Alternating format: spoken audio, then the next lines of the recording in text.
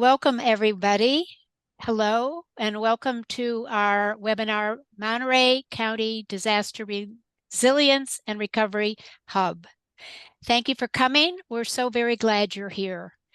My name is Sarah Blackstone. I'm representing the Community Emergency Response Volunteers of the Monterey Peninsula. You'll be meeting the panelists later. Mention that it's myself and Harvey from CERV, and Calissa from United Way, and Nick from the Community Foundation. We'll be saying something briefly about each of the organizations and our role as a community. That's all of you, after we've heard from Morgan. So now we're honored. I'm really honored today to introduce Dr. Morgan O'Neill, who's the co-developer of recovers.org and the director of supporting resilient communities. She's also assistant professor in the University of Toronto in atmospheric science and a mom. Morgan will tell us about the website recovers.org or montereyco.recovers.org and how to use it most effectively. CERV, the United Way, and the Community Foundation want to thank Morgan for helping us launch the county's 2004 training for montereyco.recovers.org.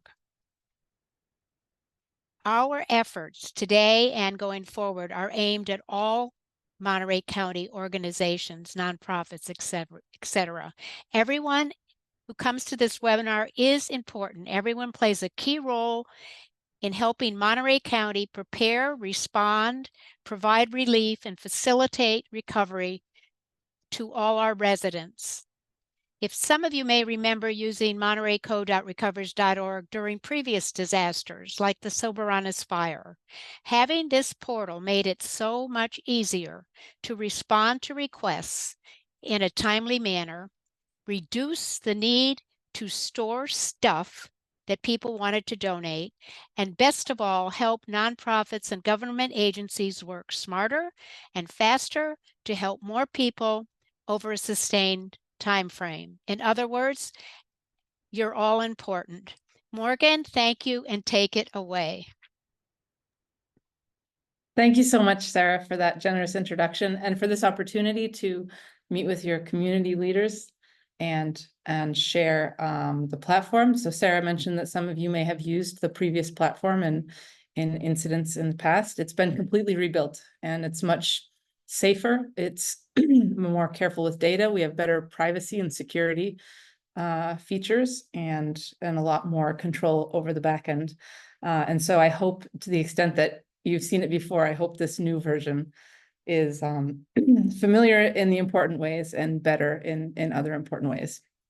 What we're going to do today is do a live walkthrough through a demo platform, which is filled with very realistic fake information, because we have, we collect confidential information. I believe there's even a little bit already on the Monterey site, so we can't go to the back end and look at any data. The demo platform allows us to simulate all kinds of interactions without any concern of privacy. So let me share my screen.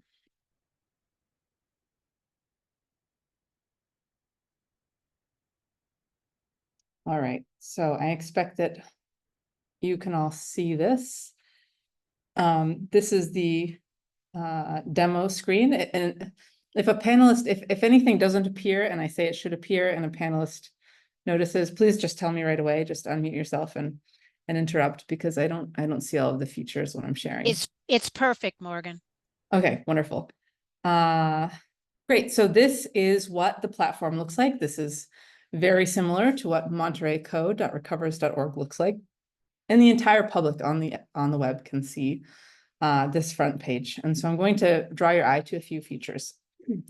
We believe that everybody who goes to a site like this, whether it's montereyco.recovers.org or, boston.recovers.org or whatever, they are very likely to have one of three pieces of information they would like to share. They either have a need, and this is our most important set of constituents. They want to give, they want to donate something, or they want to volunteer. And so these three buttons capture that interest as quickly as possible. And whatever data goes into these three buttons that people want to type out and share with us gets stored into confidential databases that then are only accessible by trusted local organizers. So this is not Facebook. This is not a, this is not similar to a Facebook page where people give and receive goods in the comments underneath posts where everybody can see everything. We think it's really important that we protect our most vulnerable residents. And that requires, you know, taking this really precious information, some of which is, you know, extremely personal, and making sure that only local organizations that are actively working in disaster response and recovery are able to match that with all of the interest that comes in. Other features on the page include a brief about section. So here I'm pretending that wildfire devastated Area 51 in Nevada. And you can see all of the active organizations working within this, this particular fake recovery. We actually have a lot of organizations signed up on this fake page. So if I go to browse organizations, you can see the diversity of nonprofit organizations that might have access to a page like this. This set of organizations are only the ones that have been vetted by our nonprofit, Supporting Resilient Communities Incorporated. So if a company wanted to sign up, or if a scammer wanted to sign up and get access to that data, or, you know, an insurance company, heaven forbid, we don't allow them. There needs to be a nonprofit mission and activity in the area in order to have this visibility on the site and to also have access to the databases. Another important feature that this front page and your Monterey front page has is community updates, and they are listed chronologically with the newest at the top. You can see that I pretended to be Java Joe from Coffee First Aid 3 hours ago. And Java Joe is announcing free coffee and their hours and location, and happily mugs are on site. And so all kinds of updates can go here that are just from, again, our trusted organizations. And so again, this is not a Facebook feed because people cannot interrupt. They cannot pollute it with pictures of cats standing on, you know, tumbled homes. And this is just really high value information that people recovering and volunteering need to know. You can comment on these. If you're a member of the public, you can comment on these updates. You can see particular requests for volunteers pop out. And so this is what the homepage looks like. And this is all visible to the public before anyone signs in. So you can see up here in the upper right, I'm not signed in. So this is something that you would be able to see immediately. And there can be many updates. There could be many hundreds of updates or more. So I'm going to show you a screen that you don't normally have access to because I want to go quickly to the back end of this site. So I'm going to head to my super admin panel briefly, just to get admin access to this particular site. So I'm going to go here and I'm going to show you the dashboard of the site. This is the back end. So this disaster dashboard is what those trusted organizers can see. So once an organization has been vetted by us, they will have access to this page. They'll be able to post their own updates. They'll be able to go to the message center and send out mass messages, basically emails to potentially thousands or tens of thousands of people who have signed up in one of these three categories. And then, of course, they'll be able to look, most importantly, into the databases themselves. And so I'm going to come back to this page and show you some more organizing tools. But first, I would like you to see the experience of a member of the public who does not get access to this set of tools. So let's go back to the homepage. Let's say that I would like to, I'm a member of the public. I wasn't affected. I have internet access right now. I'm very comfortable at home and I'd like to give. People want to give one of two things. They want to give money or they want to give stuff. We want money to get where it's going immediately. We want stuff to stay in people's homes until we're sure we need it. And often people will want to donate stuff that isn't needed, and they will think they're being helpful.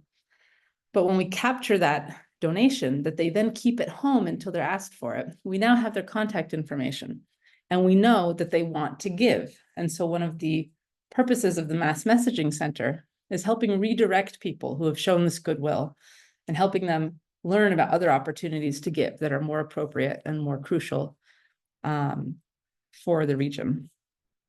So first, I want you to see how we handle money. If I want to donate money, I'll click on that link, and you can see online donations are here. And this is a very important point that I want to stress. We don't touch it. We do not handle any monetary donations on behalf of communities.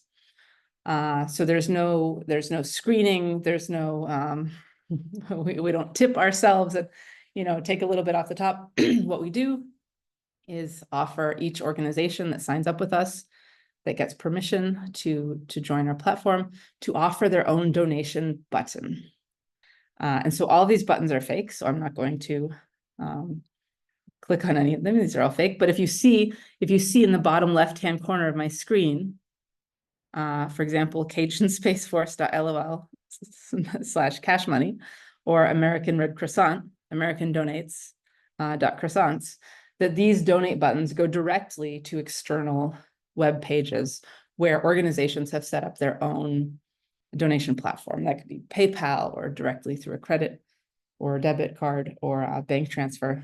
That's just not our purview. We don't touch it. We send people off site. And so we also have a very democratic way to provide these. All organizations are equal in stature. You can be the American Red Croissant, or you can be one little truck with coffee first aid, and you'll just be listed in alphabetical order. So that's monetary donations. Now let's go to, I want to donate items. And actually I'm going to, well, yeah, we could do that. So I'm going to register. I'm sorry, what I should do is I want to volunteer. We're going to do that. I want to volunteer. So let's say I come to the site and I want to volunteer, and I have some skills. I am a nurse, and I type at a mediocre speed. Okay, so maybe these skills are helpful to organizations. That's the issue I'm signed in. I want to show you as a member of the public. Okay. I am a nurse, and I can house several pets in my home for a while if needed. So now that someone's invested the time in telling us details about themselves, and sometimes this can be 1 or 2 paragraphs, we then get them to create an account, because of course that information isn't useful unless we know who they are and how to get in touch with them. So that was Sally Northrop, Sally@example.com. And this is something that you can all do right now if you have a second screen, or if you want to also submit a need or a donation, or sign up as a volunteer. You could do that as well, because this is all fake and it doesn't matter. And my preferred contact method is email, but actually for some people that's text or phone or WhatsApp. Some people want to get out of the email loop immediately, and so we allow them to indicate a preference if they want to make sure that their communications with organizers are primarily by phone. That would be totally fine. None of this is required. That's intentional. Not everyone can be pinned on a map. Some people are transient. They're coming in as volunteers from afar, or they're people with needs and they're in shelters and they're moving somewhere every 3 nights. So not everyone can be mapped.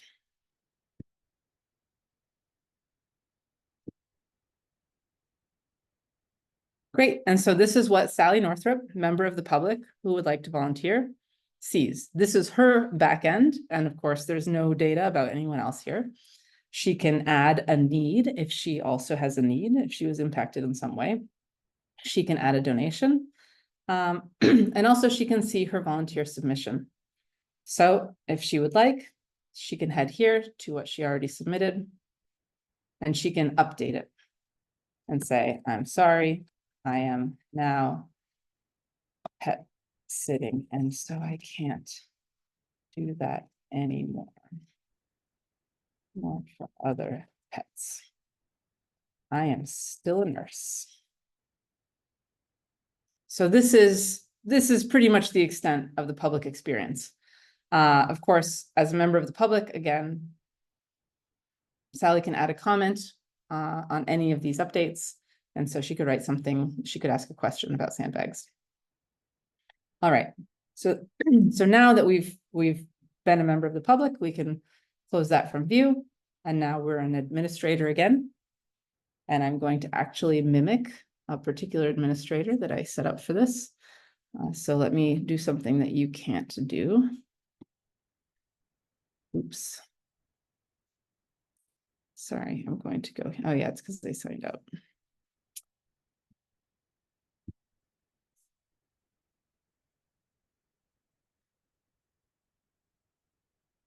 I can mimic any user, and that's actually been extremely useful when people get stuck or have bugs. So I just want to let you know there's a lot of IT support on our end, because we are able to see what you can see and help you troubleshoot that way. And so this is what Joe Java sees. Joe Java leads the Coffee First Aid charity group, and they are providing free coffee to the community. But as a trusted organization, because we don't know how useful they could be, we don't know their mandate, we just know that they are doing good things in the area. They can see all of the dashboard information.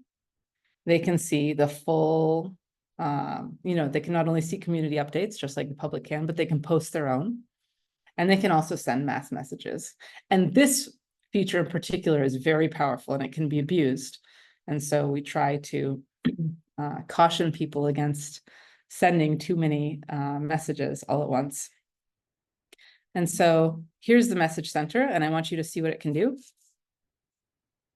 I can send a message through this portal without using my private email address, but just using my username and writing basically an outbound announcement to everyone. If I click this button, it will go to every single person, every organizer, every person who has a need, every person who submitted an offer or donation, every volunteer, all of the admins in other organizations. And that's quite a big deal. That could go to tens of thousands of people at scale. But often there are more targeted reasons to send emails. Perhaps you want to send information about a grant application process, or the fact that the long-term recovery center is closing down and will reopen in 1 week in a new location. That's just something people... Yes, Nick? We have a question in the chat from Oh, great, a please. bit ago. It mentioned, will every organization be able to email those registered on this site at any time? And how will we prevent any potential misuse of those features? I had replied to that message and let folks know that the resource request messaging they were seeing on the screen a few minutes ago will only be submitted to the back end of the website. Where us as panelists or folks who have access to the back end of the website can connect those volunteer needs or resource requests. But I think there is some further questions about the messaging center and how we can prevent any potential misuse of these large scale messaging.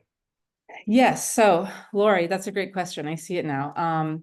It can be abused. I can immediately delete any user. I can immediately, upon being warned, remove anyone's administrative status. And so they can keep their personal account if they would like, but they can lose back-end access. We can prevent people from and then also we can just turn this off.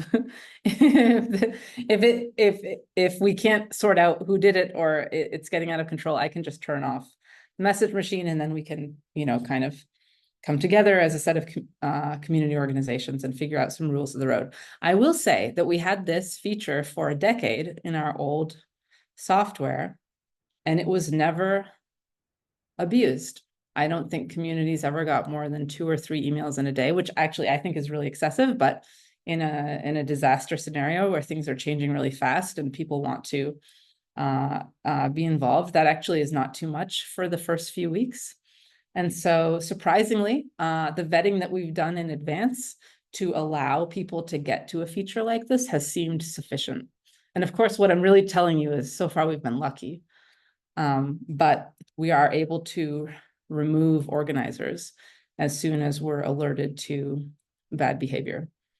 But yes, so one of the ways that we try to encourage people not to abuse it is we have this warning here. Please check the sent broadcast messages to minimize duplications. And so you can see all messages that have been sent out. And so I can see that no one sent a mass message since May 31st. What we've had in the past is organizers send internal messages to each other to plan a bulk email that they send out maybe on a nightly basis, where they can each include their particular update. And so you can talk with other organizers. You can also use this all organizations feature to say, hey, all, way too many messages. We need to cut it back. And there can be a back and forth in the platform among organizers to come up with some kind of group standard. How about one per night? So I'm going to send that to all organizers. Too much spam. How about one per night? Let's make a plan. We can attach things to these messages. So you could attach a PDF, a grant application, something like that. And I'm going to send. And so now you can see that Joe Java from Coffee First Aid has decided that the frequency is too high. We need to talk about it. And we can see that Joe Java has sent this only to all organizations and not to anyone else. And so you as an organizer from a different organization would see this and you could be part of that conversation. But yes, that is a concern. There are some ways that it can get out of hand. So yeah, you can see the messages that were sent just to different categories.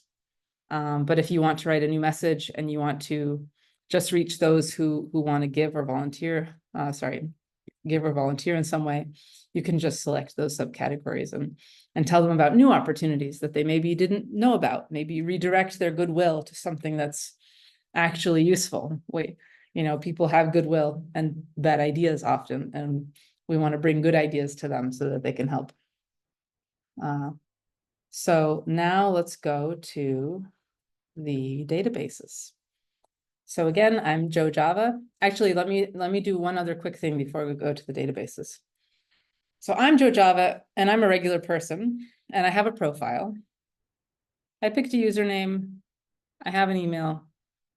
I can change my password. If I want, I can delete my entire account and I disappear from the site. That's one of those data privacy and data control features that we've added to this new platform. You can, in your personal profile, you can determine how often you get an email. If you want an email every time a new need comes into the site, let's say things are going really slow, you expect one a week, if that, you just want it to come to your inbox so you don't have to log in all the time, you can select this button.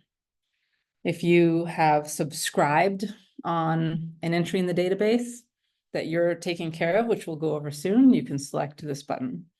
And if you want no emails ever from this platform, and you only want to find out what's going on with it when you log in, then you would unsubscribe entirely and you would save that change. But that's pretty severe. I would actually like to know when someone submits a need and when a new update is posted and when someone's commenting to things that I've commented on. That's my personal profile as an organizer. There is a much more powerful profile that you as future organizers will be able to see. So that was my personal profile down here. That's where I control what emails I get.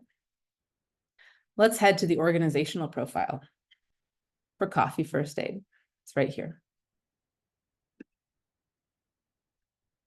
So you can see details are sparse for my organization. I've not given a phone or an email, but I could, and I should. I don't have an address.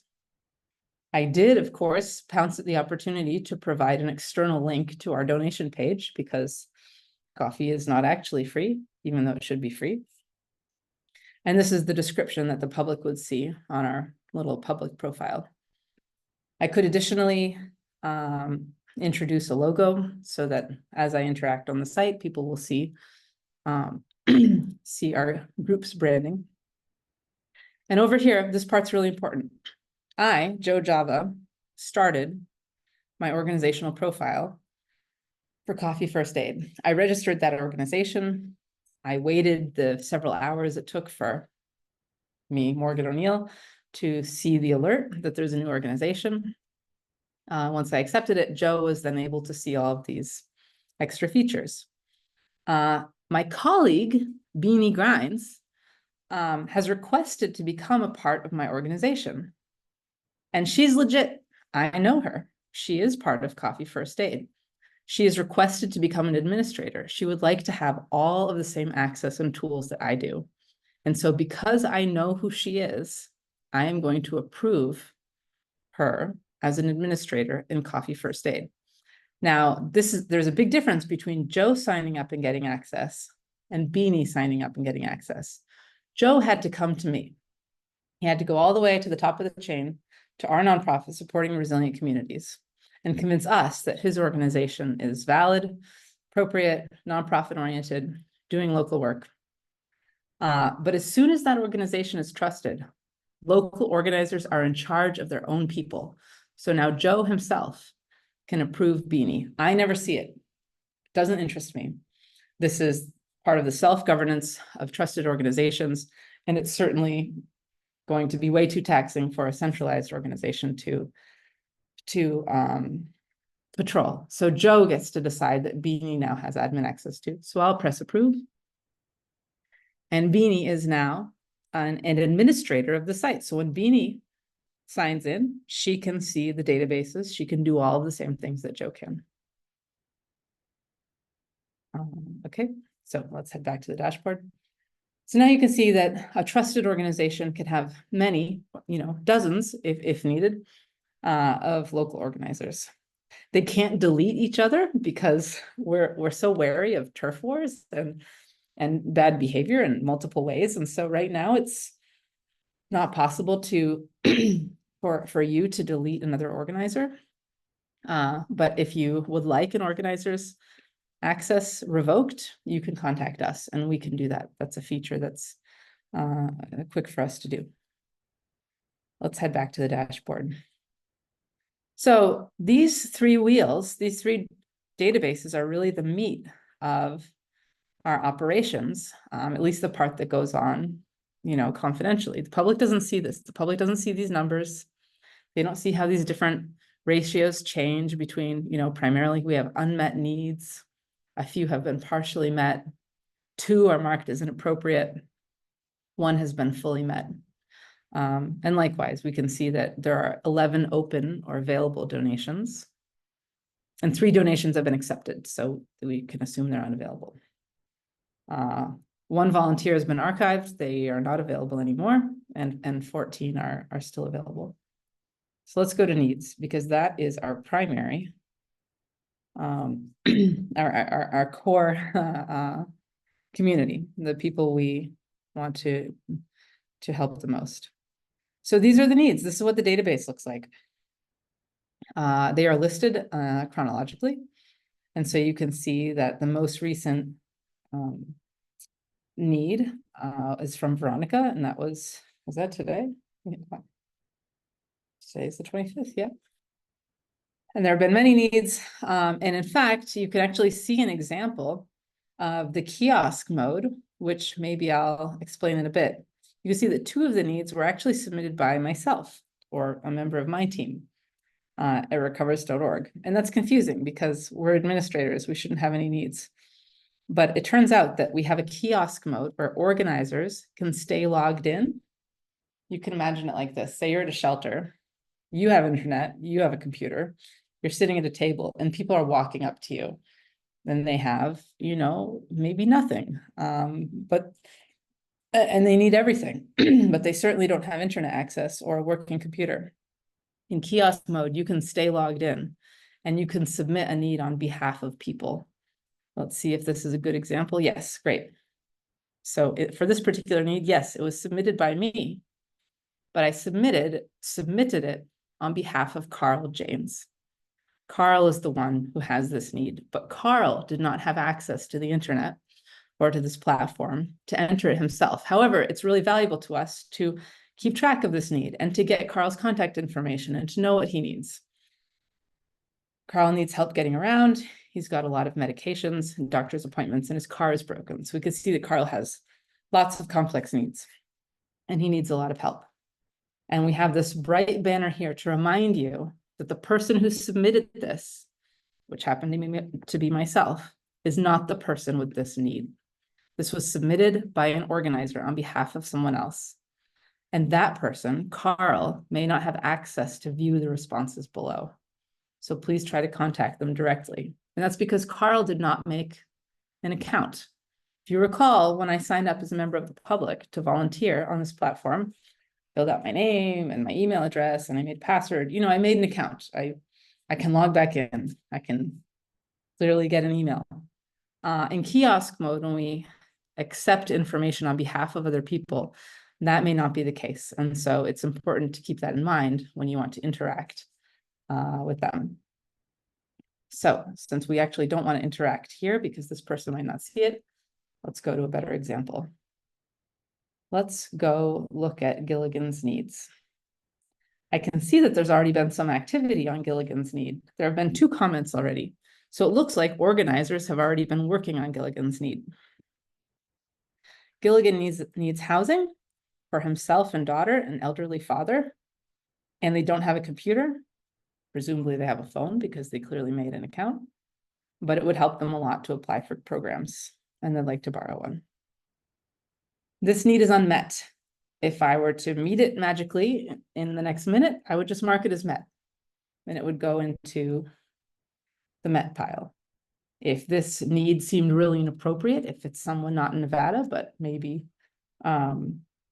next door, in another state, and we know that they weren't involved in this local disaster, then I would mark it as inappropriate, just so other people don't waste their time trying to meet this person's need.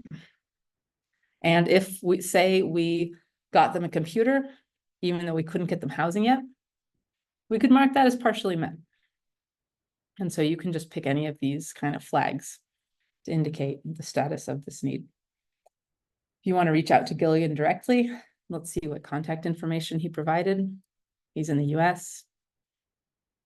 He submitted a need. He also submitted an offer, so that's very helpful. And he prefers email. Let's go back. So I want to help out Gilligan. I'm Joe Java, and I think maybe Gilligan could use some coffee. Now it looks like more useful people have been in touch with you, with Gilligan, including Max from the volunteer fire department, as well as my organization. But today I'm Joe Java. But they're working on housing. I would like to offer coffee. It's not super helpful, but I want to add a response and see if I can reach them. Now, there are 2 ways that I can comment on this need. I can either make an open response, which will actually go to the user and indeed send an outbound email if they have asked for emails, if they've subscribed to outbound emails. And that will be visible to Gilligan. But actually, there are often times when I want to comment on someone's case. This is kind of like a case file that we're building, where I only want other organizers to see what I have to say. And that's, for example, appropriate if someone is only accessible by phone. Let's say Gilligan only wants to talk to people by phone and he doesn't have an email address or he doesn't want to use email. Well, then sending an open comment is not useful at all. Gilligan won't see it. He's not checking his email. It's irrelevant. So let's say I call him. Then I'm going to submit a private comment because that will be seen by other organizers. And I can say, I talked to Gilligan on the phone. He really needs some coffee. They did find housing, happily, so I'll mark this as partially met. And so this is a form of record keeping so that an organizer from one organization can communicate to all other organizers the progress and the status of this particular person's need. It doesn't always have to be communication outbound.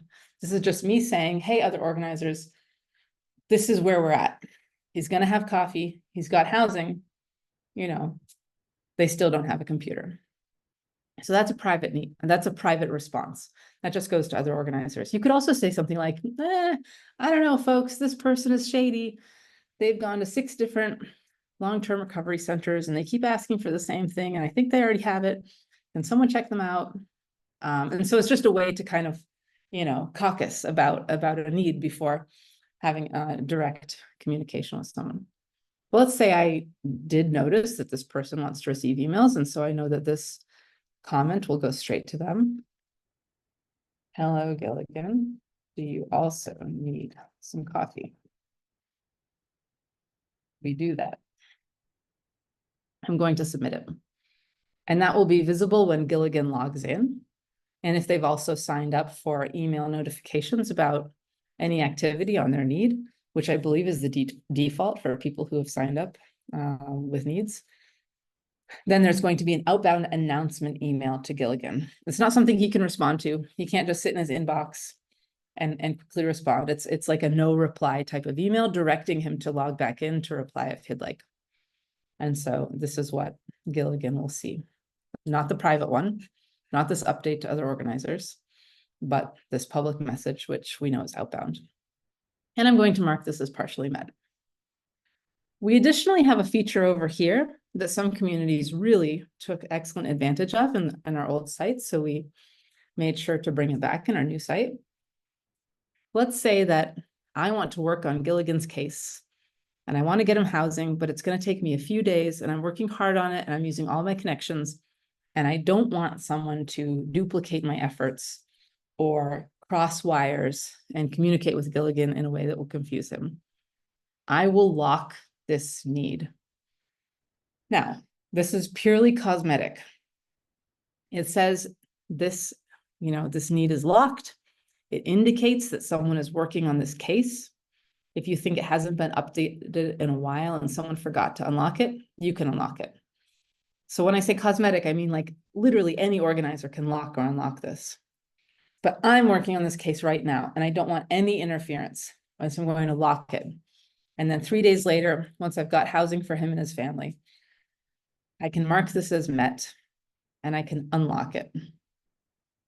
And so people know that if there's any further communication needed with Gilligan or any other change in the status, that this is an open case for people. So let's see what that looks like when it's locked. Let's go back to the needs database. You can see that Gilligan's need is locked. So now if you were another organizer, if you were Nicole from the American Red Croissant and you sign in and you come to this needs database, you'll browse all these needs and you'll say, oh, someone's actively working on Gilligan. Housing is pretty serious, but I can see that someone is actively working on it. Someone is actively working on Steve's need as well. That one looks urgent too. So I'm going to help someone else. I'm going to help Gertrude. And in fact, Gertrude's an interesting case because someone, Max actually from the fire department, had locked this and forgot to unlock it. And so Beth, sometime later, maybe a couple weeks later from the community foundation, said, I'm going to unlock this need because Max hasn't updated in a few days. And anyway, Gertrude needs prescription glasses, so a free pair is not going to cut it. So Beth came in from a different organization. She probably doesn't even know Max from the fire department. And she said, I'm going to use my best judgment. I think this person who needs help should not be locked so that other people can't participate. So now you can see that Gertrude's need is still unmet and currently unlocked, but I could lock it again if I wanted to pick it up. You could look at just the locked needs by your own organization or yourself. You can look at only unmet needs. You can look at the inappropriate needs. I'm very proud of this spam. I think I know how they do it because it turns out this is pretty authentic looking. I did this myself, get rich. And yes, I also want to remind you that, again, super admins at my level at supporting resilient communities can delete any of these entries. You may notice that you cannot. I'm signed in as Joe Java right now. I can't delete this. I can only mark it as inappropriate. And that's because, again, with turf wars and, you know, maybe organizers who were trusted, but maybe they shouldn't have been, and people trying to cover their tracks if they make a big mistake, we want there to be a written record of how people are dealt with and how, and we want everything to be kind of democratically transparent across all of the organizations. So I, as Joe Java, even though I too know that this is spam, it's just junk. I can't delete this. But I can mark it as inappropriate. Looks like someone already has. And so I just want you all to know that when you see entries that you just want to get out, you just want them out of your database, you know they're junk, perhaps they're duplications, someone mistakenly signed up twice, we can delete those. We're happy to do that. Let me head back to the dashboard. The other two databases are very similar to this one. We can view donations. One feature that we've added is a highlight and actually a filter for corporate donations, because those tend to be, you know, at scale and extremely valuable. And you probably would want to know right away about a corporate donation. And so we highlight those and make sure that your eye is drawn to them. 300 dogs about, oh, did I do that on purpose? I don't think so. That probably should say 300 bags dog food. That's a huge donation. That's wonderful. Someone should probably call that person. And then this one would be generators from Home Depot, up to 20. That's remarkable. That's, you know, a donation that you want to follow up on immediately by calling Suzanne at the corporate office. So people can talk to each other. Notice here that someone from the New Horizons Congregational Church has sent out a private comment, not to Suzanne. This is just internal to all organizers who have access to this. And they're saying, who can take this? They probably want tax paperwork, and that is probably correct. We should talk about which organization is responsible for accepting these and what the process is for deciding which families receive them.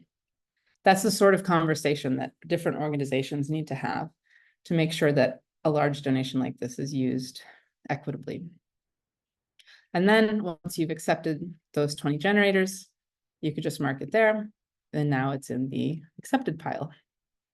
And it's no longer one of the open donations. Okay. So I think that rounds out most of the features. We also have here 2 piles of things. This is recent activity across the entire site, whether or not you signed up for it or interacted with it. These are notifications that may be more relevant to you, to your personal profile or your organization that you're part of. And so you can delete these if you want to clear up your notifications. But recent activity is important because it is an unchangeable running list of every single interaction that happens on site. So I think that's the extent of it. I haven't shown you how to post an update yet. That's really straightforward. We are out of coffee today. We will be back tomorrow at 8 a.m. Same place. We would love to have additional volunteers come for coffee. Now I'm requesting that volunteers come help us. I want the public to notice this on the front page and come help, including the public that, you know, maybe has not signed up yet. And so sending something through the message center might not capture everyone I want. I'll put this more coffee. And now I'm going to sign. Okay, great. Now I'm going to do another cool thing. Let me use a feature that you don't have again just quickly. So I'll sign up as a member of the public. It looks like Sam is a member of the public. Let's go to the homepage and see that update. More coffee tomorrow. Oh, my name is Sam. I'm a member of the public, and this is a request for volunteers. Here's a new feature we've built into the site that we didn't have before. When we mark something as a request for volunteers, you can sign up. And now that you have indicated your interest in that specific event, Joe can email just the people who have indicated their interest in that specific event. Now imagine the city or the county declaring a work day, and they want 200 people to sign up and bring gloves and boots and shovels. And you want to send out 3 or 4 emails related to that work day and all of the different sites that you'll be visiting in different groups, depending on ability and safety. Ideally, you would be able to just send a message to that group of people that wants to volunteer, including asking them for how many hours they volunteered in the aftermath. And that is why we have this new feature where people can actually sign up to specifically receive messages sent in relation to this request. So that's a new feature that we would love for you to try, because we have no experience with it. Okay, so I'll head home. So I think that's the extent of my monologue. I've shown you pretty much everything. I would love to answer questions and have some kind of interaction. I'm sure there are complicated, case study based questions that and scenarios that I haven't thought of before. And so I'd love to think through with you how the tools in the site can meet those needs. Something I'd like to mention is, because of the immense generosity and vision of the Community Foundation of Monterey County, as well as the United Way, we have been able to rebuild the site from scratch and make it modern and flexible and responsive and safe. And we still have a fair amount of funding left for future engineering and development. So I want you to know that as you come across things that are inconsistent or confusing or inefficient, we can be responsive to that. So please use it as soon as you can. You can all have access to this demo platform, for example. I'm happy to send out, or have Sarah or Nick send out login information, or if you'd just like to go to demo, what's the site? Let me move this. Yeah, if any of you would like to go to demo.recovers.org now and make up a fake organization and act as an organizer, I'll see that. I can accept you. I can give you access to the back end. Just play with it. Just put in a bunch of fake stuff and use every button. And we can build features. Not all of them. We have to prioritize them. We have to make sure that they'll fit universally for communities around the world. But I just want to let you know that this platform is still a moving target. And so we would love feedback, and we need feedback, especially from people who are in situations and scenarios that we've not experienced, which is almost all situations and scenarios. So I'll stop there. Thank you, Morgan. Questions. Thank you, Sarah. So thank you so much. And what we had planned to do next, so I want to make sure you can stick with us for the next half hour. Can you? Yeah, I'm around. I'm okay. Great. Okay. We're going to have a brief chit chat presentations with CERV and with United Way, Calissa and Nick at the Community Foundation, the COAD. And I want to start with CERV. So there's me, and then there's Harvey Pressman, who's going to show his face anytime now, but I'll go first. And I want to give you some examples, because we have used this site, and I want to give you a couple of examples that related to fires, most obviously the Soberanus fire, before this site went offline. We got one of the initial things you get on the site is I need a place to shelter. I need gas cards, I need a place to shelter. And the outpouring from the community that's one of the things. I have some place for a family to stay, like you gave the example.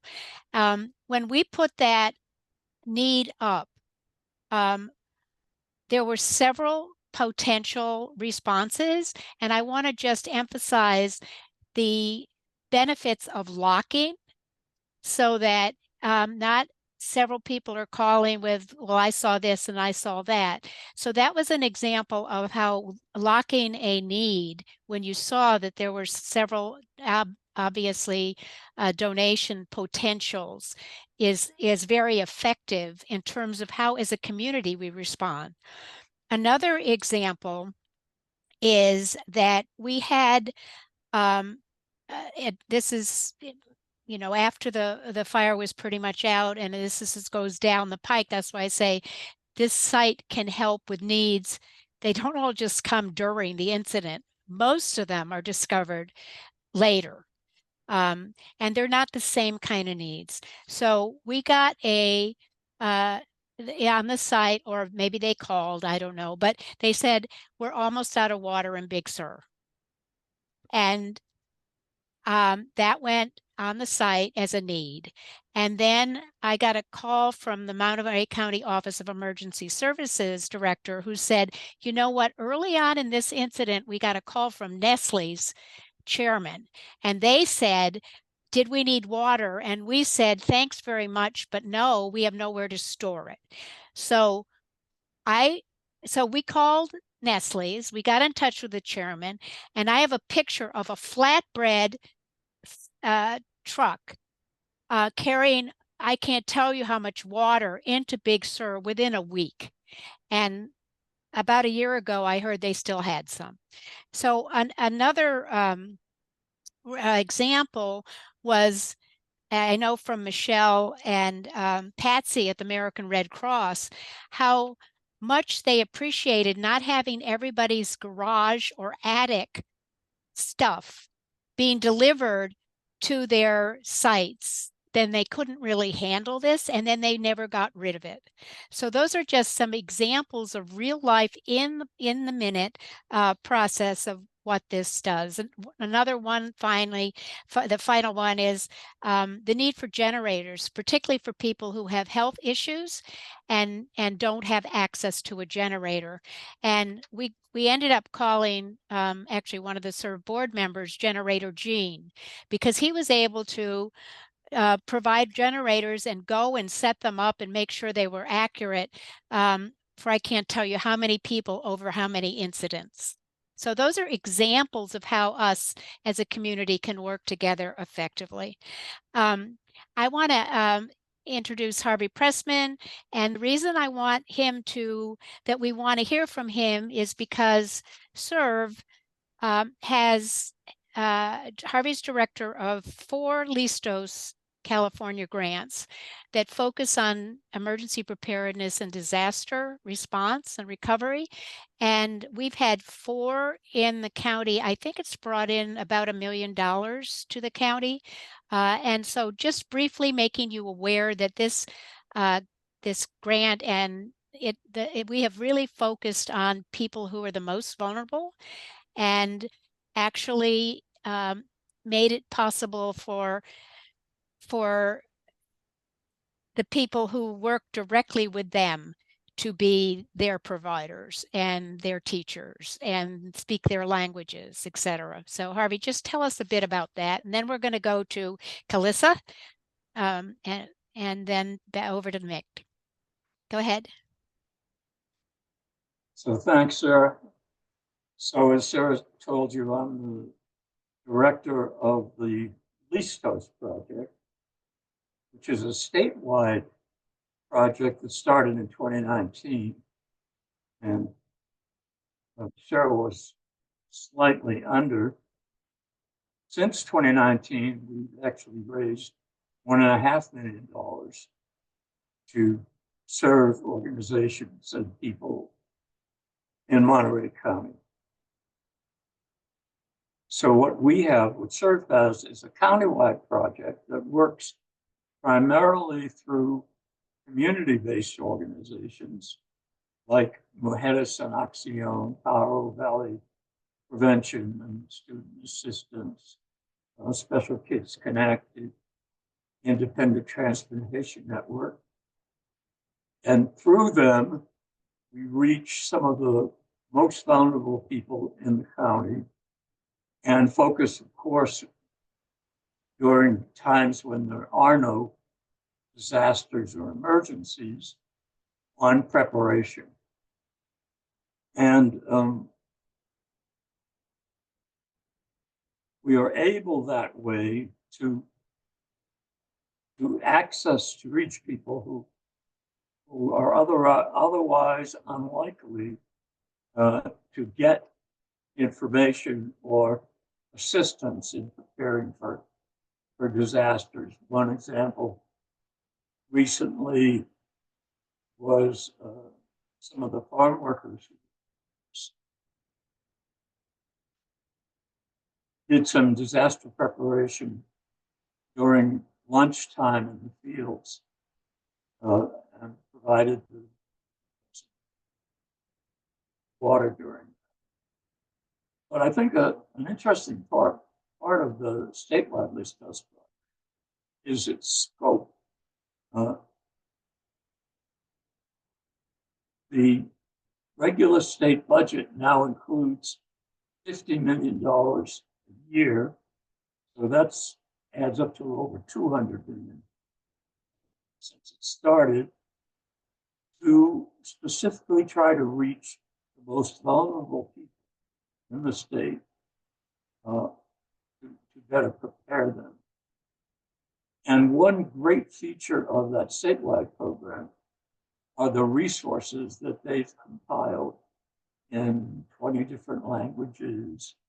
If you have a group like Isteco, it doesn't have a written language. They have audio materials for those folks. And so we are able to reach the kind of vulnerable people that disasters usually affect most dramatically. I'll pause there for Calissa and answer questions if anybody has them. Awesome. Good afternoon, everyone. My name is Calissa King. I'm the Community Impact Director of Information Referral and Partner Development here at United Way, Monterey County. And thank you all so much for joining us. And then, of course, anyone who watches the recording, thank you for taking the time. I am very excited about this rollout. I know Sarah and Harvey have spoken a lot to kind of the past use of recovers. And when we at United Way heard that it was down and needed that support, we really thought it was a critical tool to bring back. And I'm particularly really excited. I feel like Nick should have went before me, but I'm really excited about the tool with recovers, especially in light of all the COAD work, getting our CBOs and other organizations all on the same page, because I think it provides really a powerful tool for that collaboration to be able to support really specific needs that clients have. Many folks know I do 211 for Monterey County. I oversee that program, and there's a lot of really great resources during disasters, just depending on what disaster may occur, that folks can get plugged into and are super important.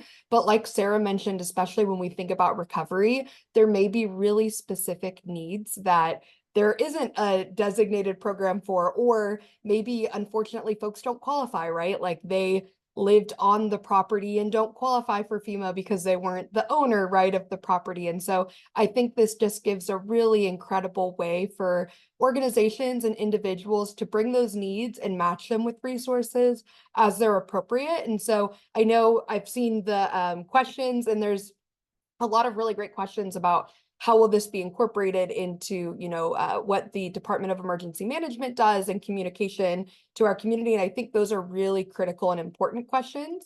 But I think that I'm just really excited knowing, especially with all the COAD work that's going in, that this really gives a productive space for our partner organizations all throughout the county to be able to show up and really share what they have, but also be able to look at those needs of residents and try to match maybe smaller, really, kind of niche things. Even if it's clothing, I know the example, one of the people said they needed slippers, right? And so I know that's kind of a funny one, but if somebody has a clothes closet, they might be able to plug into that really specific need, especially when we look at recovery. And as resources, we know during any incident change, from that immediate response and then into the recovery, that folks might have different types of needs. So I'm very excited with that. And I think very appropriately, now we'll pass it over to Nick to talk more about the Community Foundation's work, and especially in light of the COAD and opportunities for the platform to be able to best serve our community. Yeah, thank you, Calissa, and thank you to our trainer and our other panelists and our translator, Andrea, as well. Good afternoon. It's afternoon. Yeah, it's 12:35. Good afternoon, everybody. As Calissa mentioned, the Community Foundation for Monterey County has a new initiative called a COAD. And a COAD is an acronym that stands for Community Organizations Active in Disaster.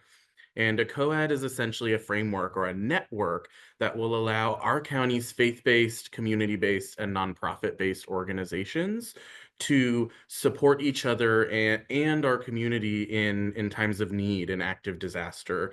And it will do so in a way that will eliminate duplication of efforts.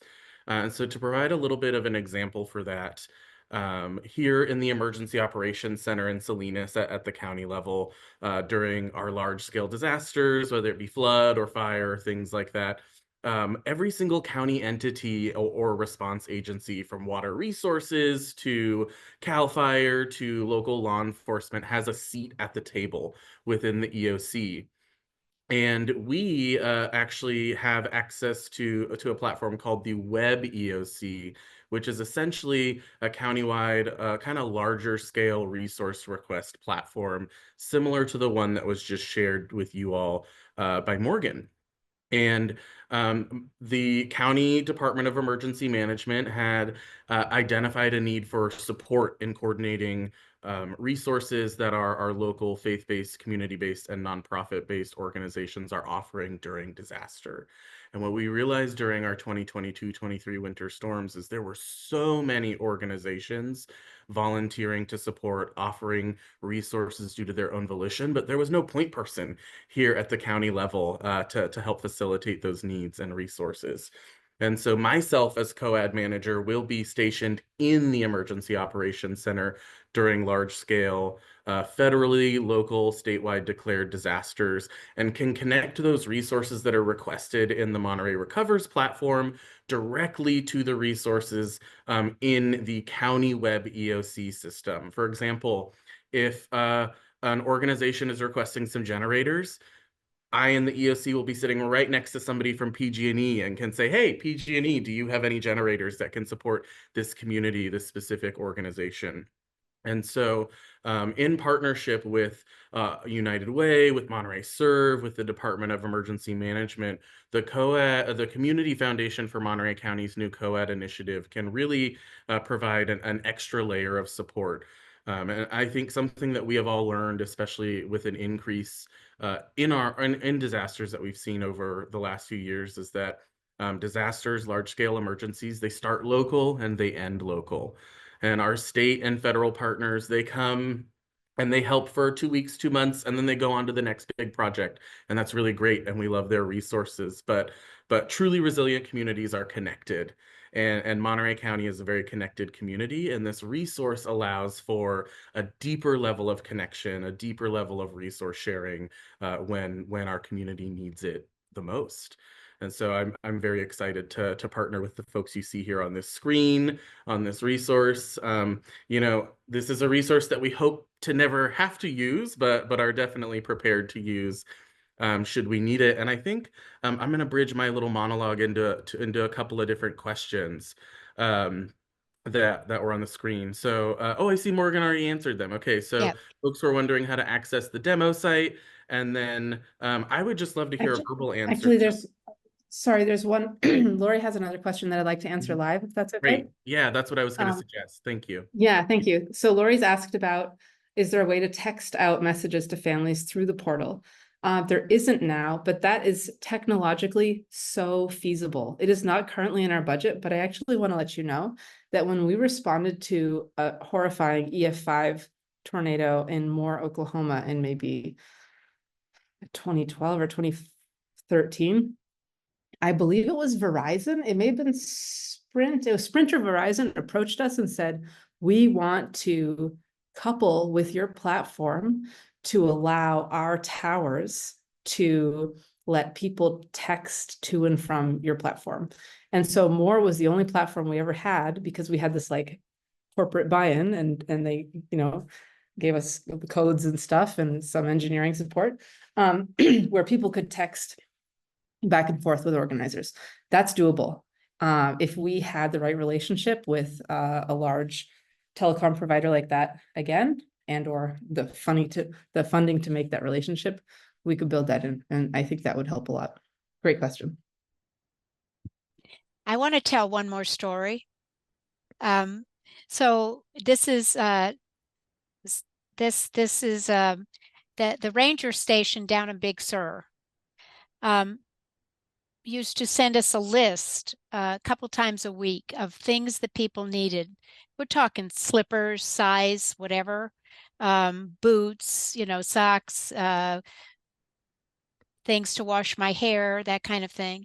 And there was a bunch of women from the area who had signed up to volunteer, and they made a plan together to meet at the barnyard and carry all that, buy the stuff that was needed on the list, and then one of them would drive it down to the ranger station so that it could be picked up.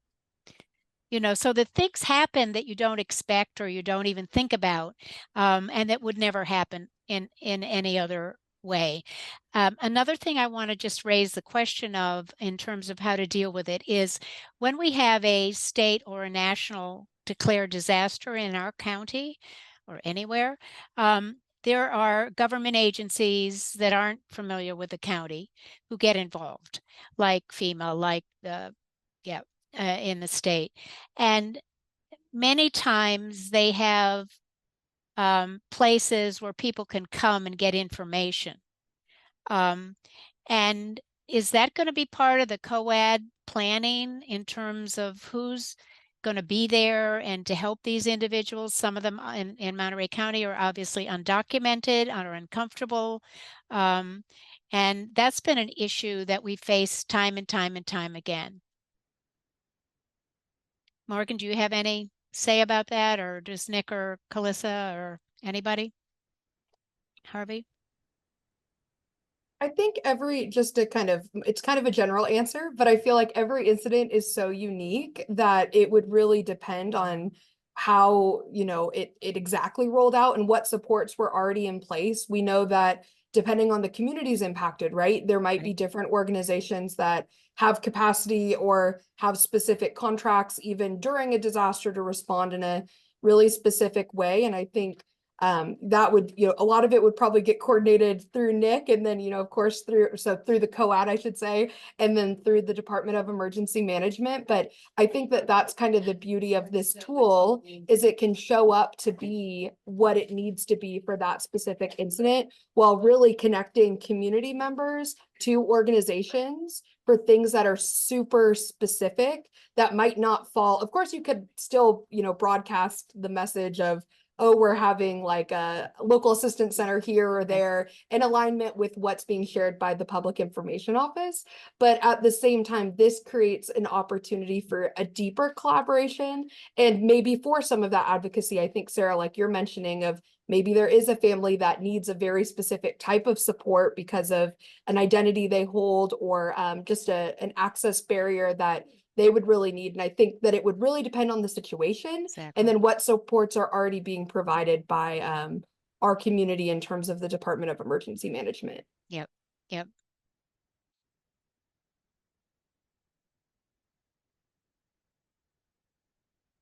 Other comments or questions? I would just say that that's, I think, the sort of question that is beyond my purview, and one of the things we built for, in that we aren't local experts and we can't know how your disaster is going to pan out, and we don't know the communities that are under the most stress. And so we just built a tool that we hope is as flexible and robust as possible, so that your creativity and your connections in your community can do new things with it. And we have just been amazed by how the platform's been used. Our old platform was actually used for a couple communities in the Great Lakes region, in the Toronto and Hamilton area where I am now, for refugee resettlement for Syrian refugees. And another platform was used somewhere in the Midwest in the States for former convict rehabilitation into the community. And people have organized all kinds of community events, even outside of the scope of disasters. And then COVID hit, and then all of a sudden we had 50 new super active communities, including Cleveland. And all of the activity on the back end was delivering things, you know, masks and food and toilet paper to people who were homebound. And you know, other types of events, vaccine drives and whatnot. And it turned out that the tool was flexible enough to meet those needs too. So we built something because we don't have all the answers. We need you to fill it and use it. Yeah, the other thing I want to point out just from experience is, and I know you're going to make this available, the mapping form, that you're adding mapping to it. So it makes it much easier when somebody comes on to identify where they're from. And that's one way to quickly shut down some of the spamming, because they're nowhere near the incident. That's just an example, but the mapping, and also I just want to say how amazingly responsive you all have been. There's another site that I'm involved with in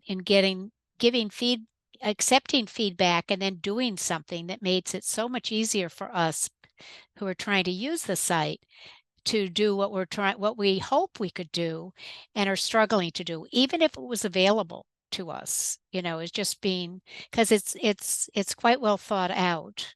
Yeah. And I also want you to mention that this is not just a US site, that there's international use. Oh, in fact, yeah, in fact, in about 6 or so hours, a live simulation is going to be carried out in a town called Charleston in South Australia. You know, so it'll be our nighttime, but they'll be at it, and they're going to have their community center set up, and they're going to have a bunch of volunteers come in and simulate needs, and they'll have someone in kiosk mode as an organizer, and there'll be people in the back end just on computers trying to do the matching, and they're just going to do this kind of stress test of the platform as a way of training and practicing you know, their big plan should there be another bushfire, because they get those all the time. And I already gave them a community training similar to the one I did here, for maybe like 6 different communities in that set of hills. And then also we're in contact with a large community foundation that runs 2-on-1, with the United Way, up here in Ontario, and they're going to translate the site into French and work to get it into community plans. So yes, we want to be wherever we're needed. We are building the infrastructure to have the site translated into any language. As long as we have volunteers to check that translation is high quality, we should be able to add it in a reasonable amount of time. And yeah, so I mean, but I think a lot of appreciation needs to be you know, showed to CERV, CERV, for believing in us, finding the grants from the Community Foundation and the United Way to make this possible. We did have to shut down the old site. It just aged out. It couldn't run anymore. And now we're back. So we're really grateful for that. Any last thoughts or questions? I just wanted to say again, thank you to everyone who joined us today. And I know that there are a lot of questions. I know this is, you know, first touch for many of you seeing the software, and even if you saw the old software, like the 2.0 updated version. So we are just really excited that this is coming to our community. There's a lot to still be discussed and discovered. And like we've mentioned, it really is going to depend on every disaster, how the tool's used, in what way it's most effective. And just from my perspective, I'm really excited to see how it can best support our local community, and especially with the infrastructure through COAD, knowing that if any of you have, you know, services or serving folks and are interested in learning more, just definitely check in with Nick to get plugged into all the great COAD work. But then really we can leverage this tool in the most effective way, because nobody knows when the disaster is going to happen. So it really takes getting familiar now, creating that game plan so we can pivot and get organized as quickly as possible to serve our community in the best way. Yeah, so I want to say something about next steps because I mean, obviously now we have the co-ad and Nick, who's amazing, and Calissa, who's the guru of 211, in my opinion. And we have also other organizations on the call who get it, who want to be involved in this. And there's nothing stopping you from going on montereyco.recovers.org right now or after this and signing up as an organization and starting to think about, okay, who's gonna be watching this in an event? In other words, preparation, so that it's not chaos when we have and we will have our next disaster situation. We're as large as Delaware. This county is as large as the state of Delaware, and it's much more diverse than the state of Delaware. So the next time that we are better prepared and that we have each other and each other's backs. Two other things I want to, during one of the disasters when the site was active, got a call from the Naval Postgraduate School professor and said, we want to help. I can collect the money. I'll go get the cards. Can you pass them out? So we said, oh, hell yes. And we went to the shelters and passed, and whoever was managing the shelter could give everybody, and basically for whatever they needed, but who came to the shelter a card for, I think it was $100, and they could get gas if they needed that, or food if they needed that, or whatever. And we kept track of that. We could, we knew who had been there and where they'd come from. And something similar happened at the language school during one of the disasters. We want to help. We can get money together. What's people going to need? And of course, again, it's, cards sometimes get people back a little bit on their feet. So it's, as Calissa was saying, we learn as we go, and we're always surprised at the stories that come up from our county and the amazing support that we've had over these, because the opportunity's been there for people wherever they were and whatever they're, whoever they are, to participate and help people who've been impacted. I just want to take a moment and acknowledge that we're approaching our 1 o'clock time here.